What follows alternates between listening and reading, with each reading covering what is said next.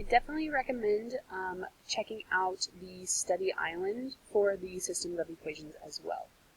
Lastly, we have the transformations. This is another really useful thing that I found using parchment paper or some kind of see-through paper like patty paper or some tracing paper, something to that effect. I wouldn't recommend some like regular tissue paper because that tears pretty easily, but you can visually see what's going on with translations, rotations, and reflections.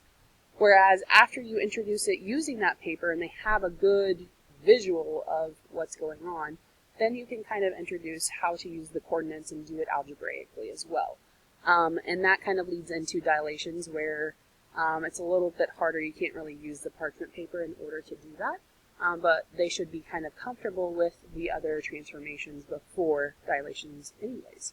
So again, it's important to make sure that you are doing the more concrete things before you are jumping into the more abstract things.